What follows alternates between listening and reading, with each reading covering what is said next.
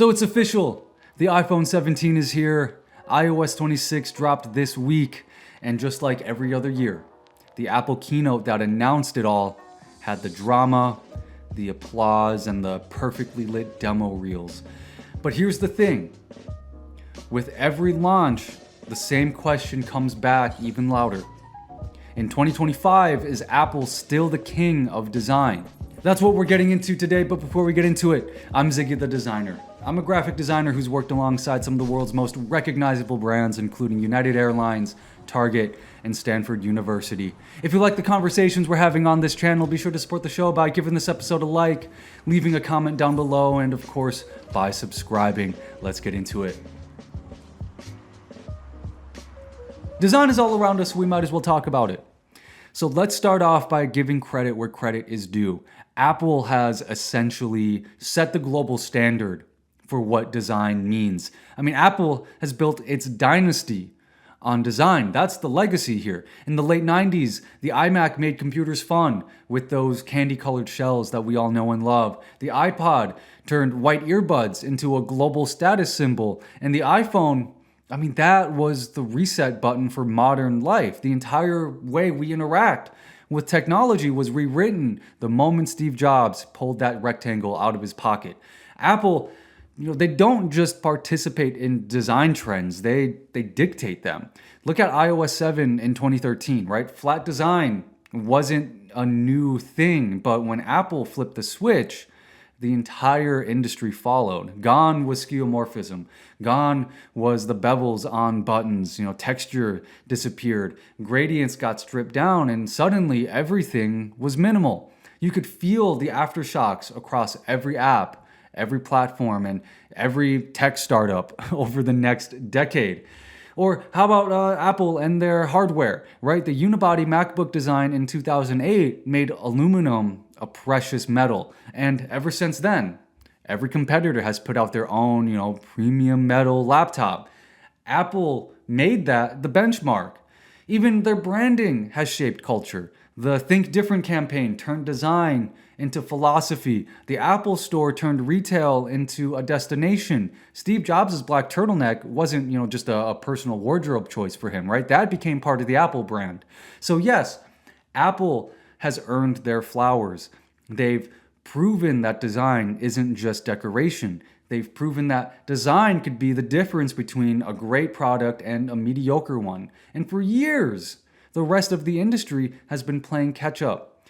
But the thing about being Apple, right, the thing about being the trendsetter is that everyone is watching, everyone is learning, and eventually everyone wants your spot.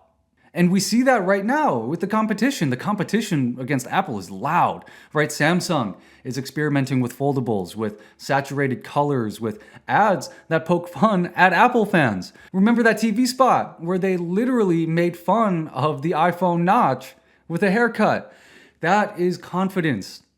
That is a very different energy from Apple's careful restraint. Or how about Google? Right, Google has found its groove in this market too. For years, they were Apple's nerdy cousin in the room, but lately, they found their own voice. Their Pixel ads feel warm, relatable, and human. The branding embraces color and playfulness. Their UX leans into charm and approachability. In a world where Apple is about control and polish, Google is winning attention through personality. And let's not forget nothing, right? The London-based tech startup shaking things up with transparent devices and cyber-tech aesthetics. Their branding feels underground, like you have to be a part of this cool kids club to really know who they are.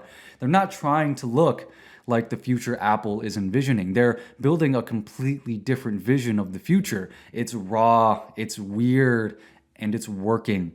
They've built a subculture around a single phone, and whether you love them or you roll your eyes, you can't ignore the fact that they've carved out a clear identity in this field.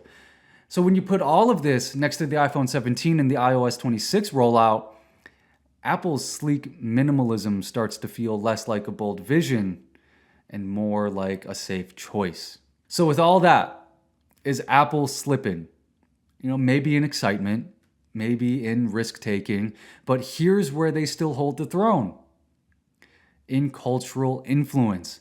The iPhone is still the phone of record, right? It's the one you see in films, the one that dominates the unboxing videos you watch here on YouTube, the one that, you go out onto the sidewalk, someone is texting on their iPhone. Apple ads still get broken down in marketing classrooms, and Apple stores still feel like cultural landmarks.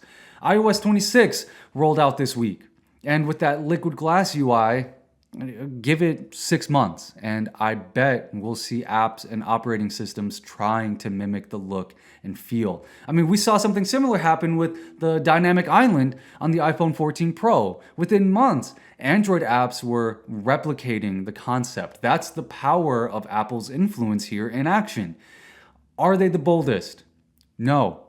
Are they the most experimental? No. But they still shape the baseline, right? They are still the standard everyone measures against, whether they admit it or not. The iPhone 17 launch proves something very simple, and it's that Apple still matters. Sleek, polished, iterative, yes, but also cultural, global, and inescapable. iOS 26 will shape habits for billions of people just like iOS 7 did a decade ago. Competitors may be louder right now, and they might be more daring in certain ways, but until someone else builds design that connects product, branding, and culture at Apple's level, the crown stays in Cupertino. But what do you think? Is Apple still the design king, or are they just coasting while everyone else gets braver? Let me know your thoughts down in the comments below. That's all I have for you. Be sure to support the show by giving this episode a like, subscribing, and of course by sharing this one out.